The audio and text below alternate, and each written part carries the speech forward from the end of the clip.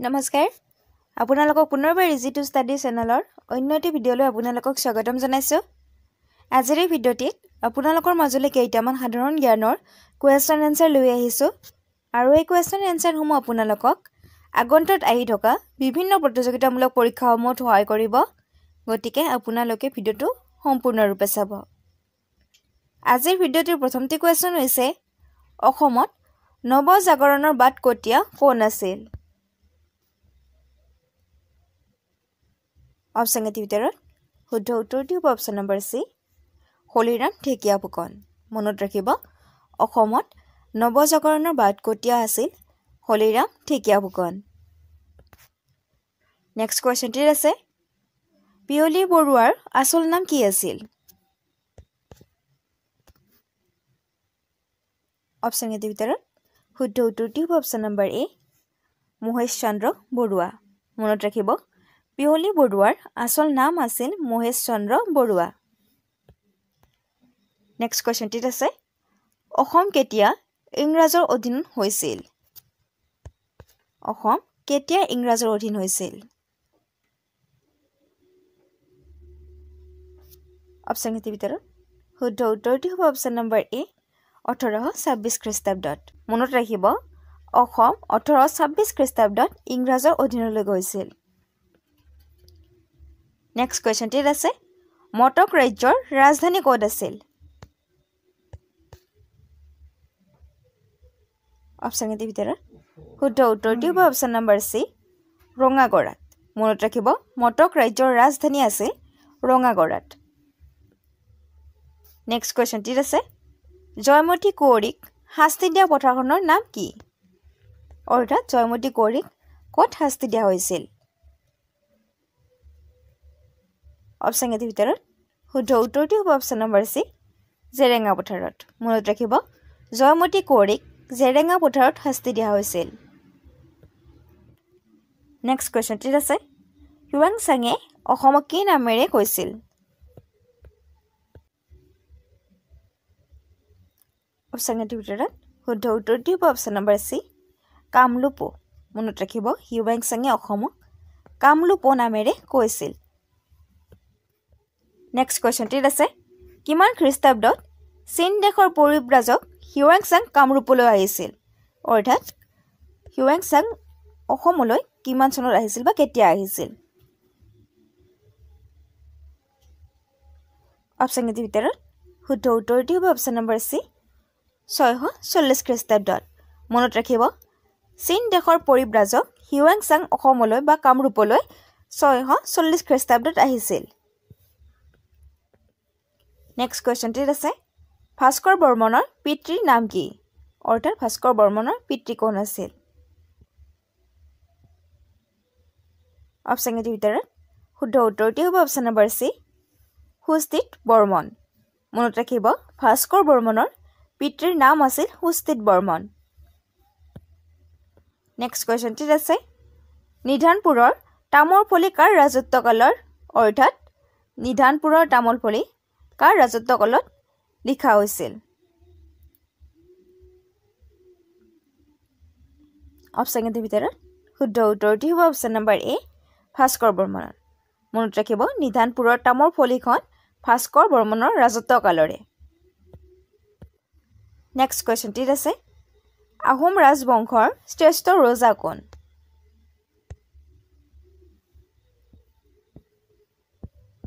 Option এটিৰ ভিতৰত শুদ্ধ উত্তৰটি হ'ব অপশ্যন নম্বৰ ডি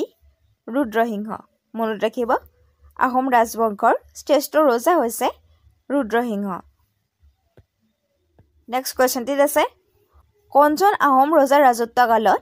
অসমীয়া ভাষাত বুৰঞ্জী লিখাৰ নিয়ম আৰম্ভ হৈছিল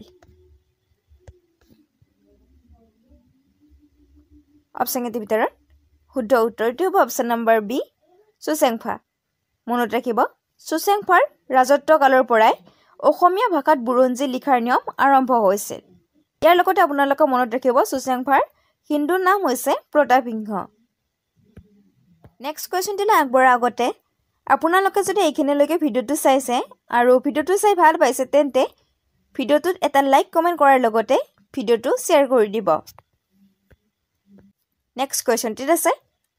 শিঙৰি ঘৰত উঠা প্ৰথম আহোম ৰজাগৰাকীৰ নাম কি অৰ্থাৎ কোন গৰাকী ৰজাই প্ৰথম শিঙৰি ঘৰত উঠিছিল অপচনৰ ভিতৰত শুদ্ধ উত্তৰটি হ'ব অপচন নম্বৰ এ চুডাংফা মনত ৰাখিব শিঙৰি ঘৰত উঠা প্ৰথম আহোম ৰজাগৰাকী হৈছে চুডাংফা নেক্সট কোৱেশ্চন টিৰ আছে শিৱসাগৰ জিলাৰ দিহিং নৈৰ পাৰত চৰগুৱাত ৰাজধানী স্থাপন কৰা আহোম ৰজাগৰাকী কোন অপচনৰ ভিতৰত শুদ্ধ উত্তৰটি হ'ব অপচন নম্বৰ বি চুডাংফা মনত ৰাখিব চুডাংফাই দিহিং নৈৰ পাৰত চৰগুৱাত ৰাজধানী স্থাপন কৰিছিল নেক্সট কোৱেশ্চন টিৰ আছে প্ৰথম হদিয়াই খোৱা গোহাঁই গৰাকীৰ নাম কি অৰ্থাৎ প্ৰথম হদিয়াই খোৱা গোহাঁই গৰাকী কোন আছিল অপচনৰ ভিতৰত শুদ্ধ উত্তৰটি হ'ব অপচন নম্বৰ ডি ফ্ৰাংচেংমুং মনত ৰাখিব প্ৰথম হদিয়াই খোৱা গোহাঁই গৰাকীৰ নাম হৈছে ফ্ৰাংচেংমুং বৰগোহাঁই নেক্সট কোৱেশ্চন টিৰ আছে বৰপাত্ৰ গোহাঁই পদবীধাৰী প্ৰথম গৰাকী ব্যক্তিৰ নাম কি বৰপাত্ৰ গোহাঁই পদবীধাৰী প্ৰথম গৰাকী ব্যক্তিৰ নাম কি অপচনৰ ভিতৰত শুদ্ধ উত্তৰটি হৈছে option number B Konseng Borpatra Gohain মনত ৰাখিব বৰপাত্ৰ গোহাঁই পদবীধাৰী প্ৰথম গৰাকী ব্যক্তি হৈছে কনচেং বৰপাত্ৰ গোহাঁই নেক্সট কোৱেশ্চন টিৰ আছে মূলা গাভৰুৱে কাৰ হাতত মৃত্যুবৰণ কৰিছিল অপচনৰ ভিতৰত শুদ্ধ উত্তৰটি হ'ব অপচন নম্বৰ চি তুৰ্বক খান মনত ৰাখিব মূলা গাভৰুৱে তুৰ্বক খানৰ হাতত মৃত্যুবৰণ কৰিছিল নেক্সট কোৱেশ্চন টিৰ আছে অসমত মানুহক পিয়ল কৰা প্ৰথা কাৰ দিনত আৰম্ভ হৈছিল অপচনৰ ভিতৰত শুদ্ধ উত্তৰটি হ'ব অপচন নম্বৰ বি চুহুংমুং মনত ৰাখিব চুহুংমুঙৰ দিনৰ পৰা মানুহক পিয়ল কৰা প্ৰথা আৰম্ভ হৈছিল নেক্সট কোৱেশ্চন টিৰ আছে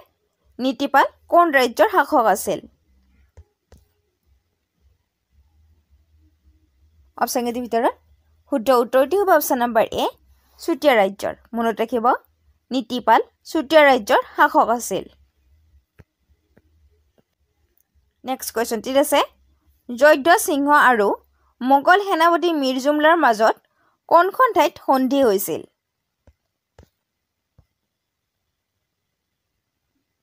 অপচনৰ ভিতৰত শুদ্ধ উত্তৰটি হৈছে অপচন নম্বৰ বি খিলাধাৰী মনত ৰাখিব জয়ধ্বজ সিংহ আৰু মোগল সেনাপতি মীৰ জুমলাৰ মাজত খিলাধাৰীত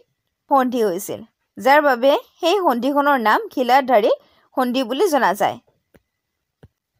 নেক্সট কোৱেশ্চন টিৰ আছে অসমত আধুনিক গাঁও নিৰ্মাণৰ বাটকটীয়া কোন আছিল অপচনৰ ভিতৰত শুদ্ধ উত্তৰটি হ'ব অপচন নম্বৰ এ মোমাই তামুলী মনত ৰাখিব অসমত আধুনিক গাঁও নিৰ্মাণৰ বাটকটীয়া আছিল মোমাই তামুলী নেক্সট কোৱেশ্চন টিৰ আছে শৰাইঘাটৰ যুদ্ধৰ সময়ত আহোমৰ মহামন্ত্ৰী কোন আছিল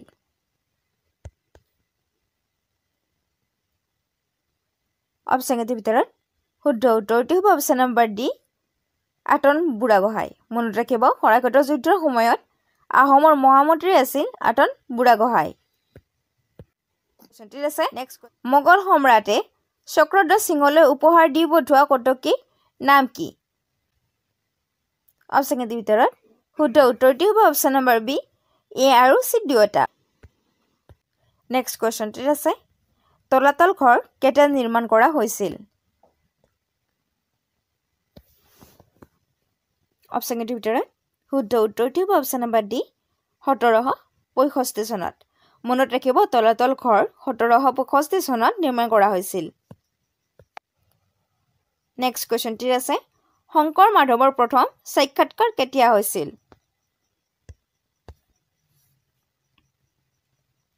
অপচনৰ ভিতৰত শুদ্ধ উত্তৰটি হ'ব অপচন নম্বৰ বি 1522 খ্ৰীষ্টাব্দত মনত ৰাখিব শংকৰ মাধৱৰ প্ৰথম সাক্ষাৎ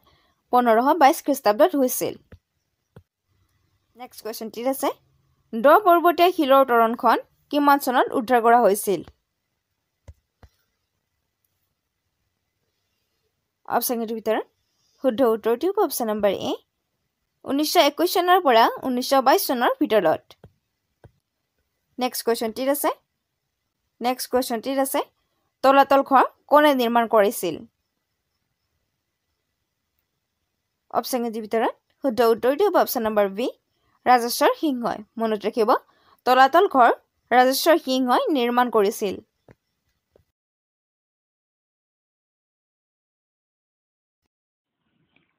ভিডিঅ'টোলৈ আগবঢ়াৰ আগতে আপোনালোকক জনাব বিচাৰিছোঁ যে আমাৰ চেনেলৰ তৰফৰ পৰা বিভিন্ন কম্পেৰিটিভ এক্সামৰ প্ৰিভিয়াছ ইয়াৰৰ কুৱেশ্যন আনচাৰসমূহক লক্ষ্য কৰি লগতে অতি গুৰুত্বপূৰ্ণ কুৱেশ্যন আনচাৰৰ সৈতে আপোনালোকৰ মাজলৈ 10,000তকৈও অধিক কুৱেশ্যন আনচাৰ থকা এখন ই-বুক প্ৰস্তুত কৰা হৈছে আৰু ই সম্পূৰ্ণ অসমীয়া মাধ্যমত। অসম চৰকাৰৰ পৰা মুকলি কৰা 12,600টা তৃতীয় আৰু চতুৰ্থ বৰ্গৰ লিখিত পৰীক্ষাৰ বাবে এই ই-বুকখন খুবেই প্ৰয়োজন হ'ব আৰু আমাৰ বিশ্বাস আছে যে এই ই-বুকখনৰ পৰা ভালেখিনি কুৱেশ্যন এনচাৰ আপোনালোকৰ কমন আহিব।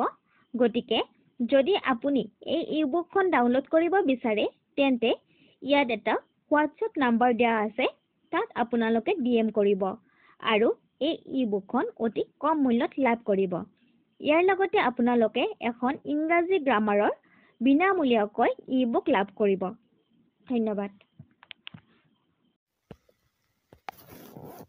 নমস্কাৰ, আপোনালোকক পুনৰবাৰ ইজি টু ষ্টাডি চেনেলৰ অন্য এটা ভিডিঅ'লৈ আপোনালোকক স্বাগতম জনাইছোঁ। আজিৰ এই ভিডিঅ'টিত আপোনালোকৰ মাজলৈ সাধাৰণ জ্ঞানৰ কেইটামান অতি গুৰুত্বপূৰ্ণ কুৱেশ্যন এনচাৰ লৈ আহিছোঁ আৰু এই কুৱেশ্যন এনচাৰসমূহ আপোনালোকক আগন্তুক আহি থকা যিকোনো প্ৰতিযোগিতামূলক পৰীক্ষাসমূহত সহায় কৰিব। গতিকে আপোনালোকে ভিডিঅ'টো সম্পূৰ্ণৰূপে চাব। আজিৰ ভিডিঅ'টিৰ প্ৰথমটো কুৱেশ্যন হৈছে কখত উপস্থিত জেলিৰ দৰে পদাৰ্থটোৰ নাম কি?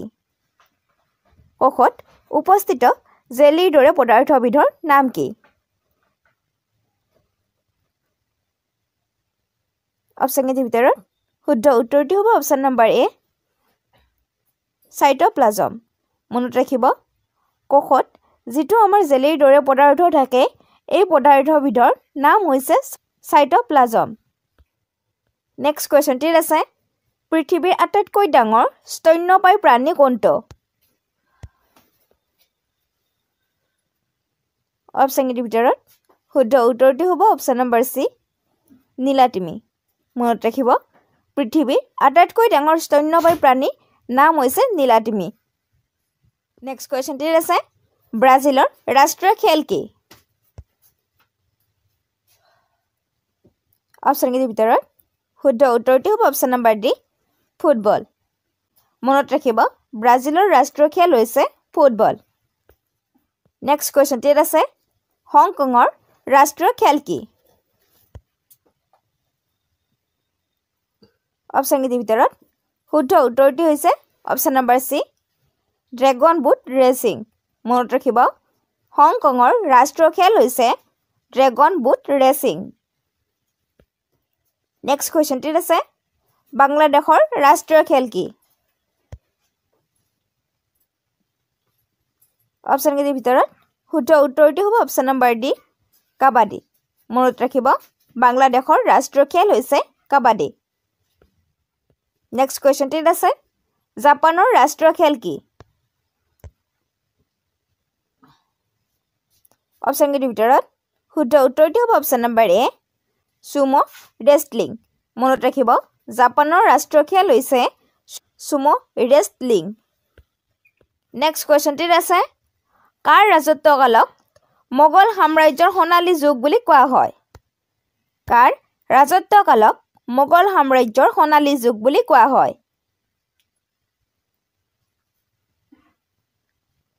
অপশ্যনকেইটাৰ ভিতৰত শুদ্ধ উত্তৰটো হ'ব অপশ্যন নম্বৰ ডি শ্বাহজাহান। মনত ৰাখিব শ্বাহজাহানৰ ৰাজত্বকালত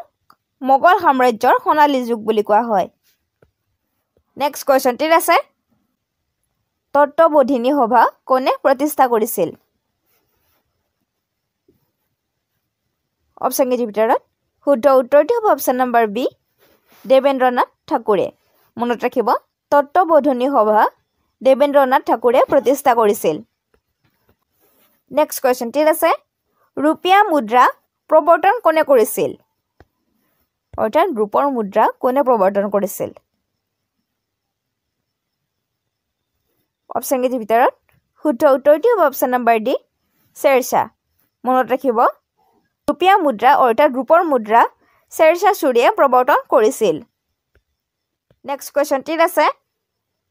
কোনটো ব্যক্তিগত খণ্ডৰ বেংকে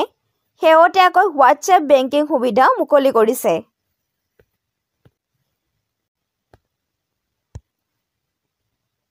অপচন কেইটাৰ ভিতৰত শুদ্ধ উত্তৰটো হ'ব অপচন নম্বৰ সি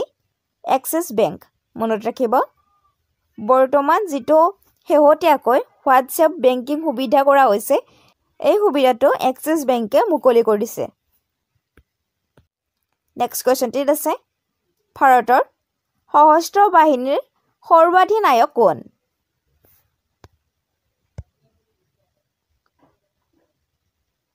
অপচন কেইটাৰ ভিতৰত শুদ্ধ উত্তৰটো হ'ব option number C the president of India অৰ্থাৎ ভাৰতৰ ৰাষ্ট্ৰপতিয়ে মনত ৰাখিব ভাৰতৰ সশস্ত্ৰ বাহিনীৰ সৰ্বাধিনায়ক হৈছে ভাৰতৰ ৰাষ্ট্ৰপতি the president of India next question ঠিক আছে সাধাৰণ উষ্ণতাত জুলীয়া অৱস্থাত থকা ধাতুবিধ কি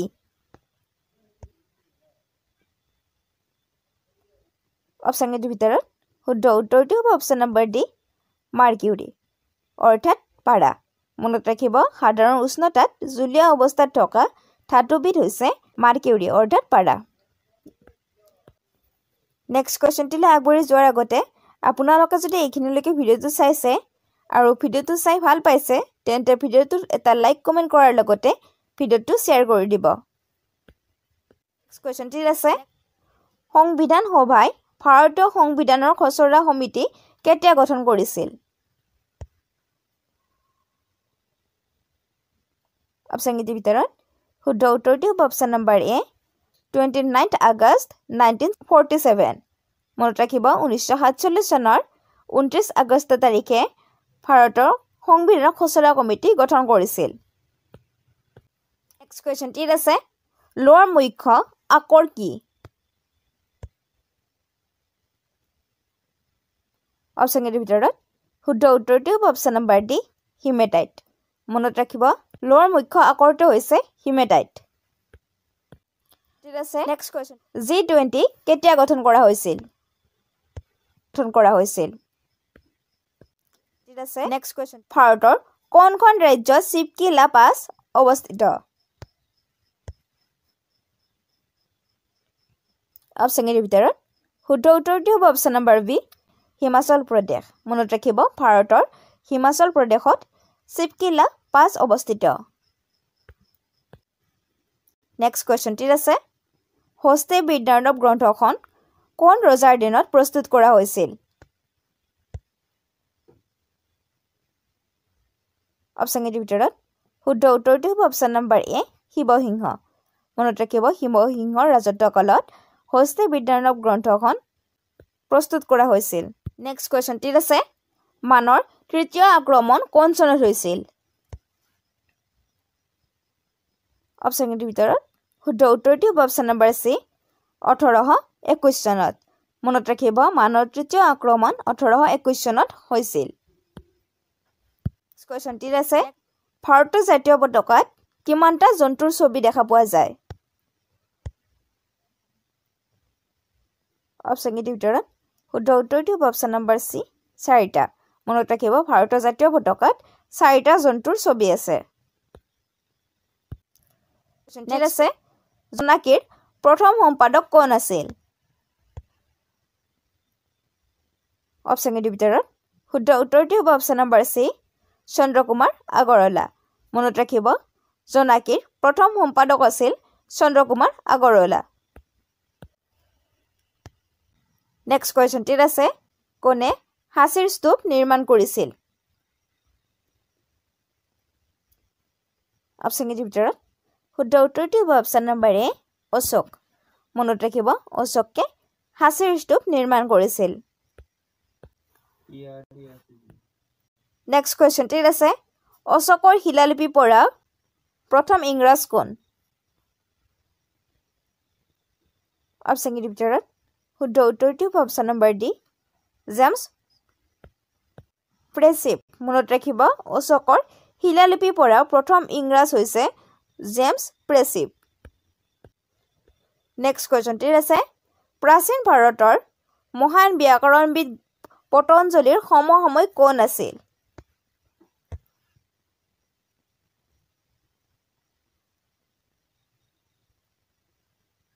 অপশ্যনকেইটাৰ ভিতৰত শুদ্ধ উত্তৰটো হ'ব অপশ্যন নম্বৰ ডি পুষ্যমিত্ৰ সংজ্ঞা মনত ৰাখিব প্ৰাচীন ভাৰতৰ মহান ব্যাকৰণবিদ পতঞ্জলিৰ সমসাময়িক আছিল পুষ্যমিত্ৰ সংজ্ঞা নেক্সট কুৱেশ্যনটিত আছে কোনখন বেদক ভাৰতীয় সংগীতৰ আদি গ্ৰন্থ বুলি কোৱা হয় অপশ্যনকেইটাৰ ভিতৰত শুদ্ধ উত্তৰটো হ'ব অপশ্যন নম্বৰ ডি সামবেদ মনত ৰাখিব সামবেদক ভাৰতীয় সংগীতৰ আদি গ্ৰন্থ বুলি কোৱা হয়